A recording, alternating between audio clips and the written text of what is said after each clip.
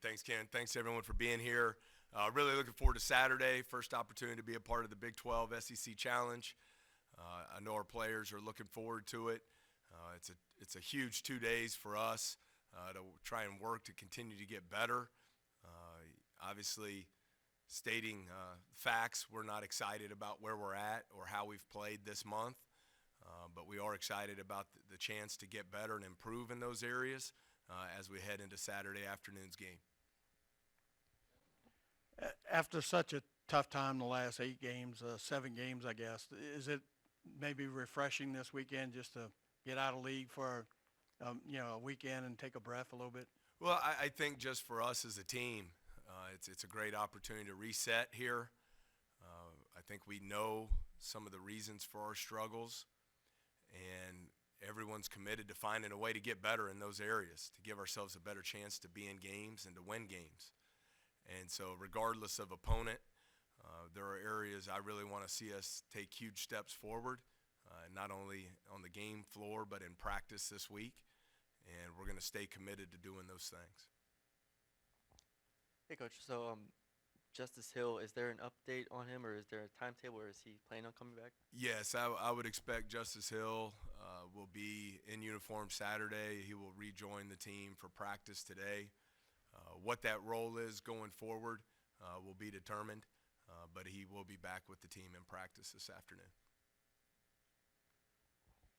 Matt, obviously losing a player like him that has has to have an effect, and if you get him back, that will help. But is there anything that y'all lost from the way y'all were playing earlier in the season that you've lost in these last few games, and how do you, if so, how do you get that back? Well, we're a no excuses type program, Scott. We just haven't gotten the job done at the level it needs to be done. Certainly going into the season from June 1 to November 1, without question, Juice Hill and Imwani Wilkinson had earned those two starting guard positions. Losing them changed some things for us. But regardless, we have to play better. That's all there is to it. I've got to do a better job as a coach of putting our players in positions to be successful on the offensive end of the floor, and we'll stay committed to trying to improve that. I still think there's a lot of room for growth for us as far as the culture of the program, and that's what I'm really fighting for, that I want established, how hard we play, how we compete every possession, our communication on and off the court, our discipline to eliminate some of these mistakes that are really hurting us right now. So we're committed to making those improvements and improving as a team overall. Yeah, I guess, where it is right now, a lot of people already want to look towards the future, I guess. And what can you build on this year that will be beneficial for next year? I mean, college sports in general are crazy with the portal, and who knows what your team will look like next year. But what are you trying to instill in these dudes that they'll carry over? And you talk about foundation a lot. Yeah, the same thing I talked about my first day here. I knew in the short term there would be some challenging times as part of rebuilding a program. But to me, it's about establishing that foundation of your culture, how hard you play, the unselfishness with which you play, the toughness, both physically and mentally on the floor, the accountability, and we believe those four things lead to a lot of joy as the fifth value that we instill in the program. And always going to be very upfront.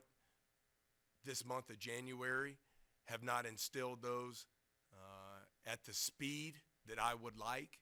I think there's a lot of room for growth in those areas that will give us a greater return on our investment as we move forward.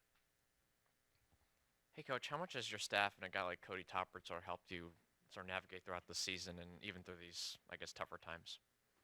Oh, we're blessed to have a great staff, experienced coaches who have won at all levels of basketball, do a great job investing in our players and starting to build those relationships. And staff's as disappointed as we all are with recent games and our performance. We remain committed to working hard and staying focused on building our program and building this team so that we can get better. And that's the only way I know to approach it. Yeah, Texas Tech, obviously, Mark Adams, great defensive team. Just how would you evaluate where they are, what they do well, and with Fardaws, Amac coming back? Yeah, I think they're relentless in their pressure on the defensive end of the floor. They play a little bit different style of defense from what we've seen here in the last month. Really try to influence you to the baseline and do a great job in their help defense. They swarm the basketball, force a lot of turnovers that in turn gets them out in transition where they're able to convert. So as we all know, we've talked about it, have not gotten it corrected as quickly as we would like, but turnovers has been a major issue for us in our last 5-6 games. And so that's going to be incredibly important on Saturday, the ball security. Offensive end of the floor, really good rebounding team, physical, have great size in their front court. So we know we'll have to do a good job protecting the painted area. Coach, losing Juice and Mwani is more of a silent player, but I feel like the way he plays is the way he leads. Do you feel like losing those two guys has really hurt you guys? Well, I think it's presented different challenges. It changes rotations. It puts people in different positions. But that's part of it. I think every team goes through that every year. You have to manage that. Obviously disappointed from Wani that he has to miss the rest of the season. And as I talked about when we announced his injury, really admire his toughness and courage to try and battle through the injury. It just got to a point where it was counterproductive for him. So, that's part of the challenge, but we have players that'll step forward and remain committed to the work we need to put on the practice court and in the film room to learn and improve and make these corrections. Coach, what did you tap into early in the second half at Arkansas when you made that run? I listened to your post game, like you said, we missed a layup or two, and it's a single-digit game. Well, I think it's a simple formula for us. I thought coming out to start the second half, we really executed on the offensive end of the floor. Screening was much better. We finished some of those plays at the rim that we struggled to finish in the first half, and then the biggest key was the elimination of the turnovers. And that first half, you have 10 turnovers against a team that's top 10 in the country in transition scoring, really puts you in a tough spot. And the second half, by eliminating those turnovers, number one, it gave us obviously a chance to score, but two, it gave us the opportunity to set our defense and mix our defenses and try to change the game on that end of the floor as well. So the turnovers cause a lot of problems at both ends of the court for us. I was going to ask you about the second half at Arkansas, but when you look at the clips of maybe the beginning of the second half at Auburn, and the second half against Arkansas, do you kind of like what would we do if we bottled this up? Well, that's the key, and again, we have to find some positivity here in the disappointment, and I would certainly point to those stretches, the second half versus Auburn and Arkansas, where we did those things I just talked about. Eliminated the turnovers, executed better, gave ourselves better opportunities to score.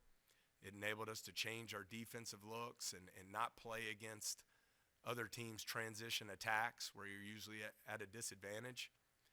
And so it's a simple formula, but we have to be more consistent and sustain it for longer periods of time.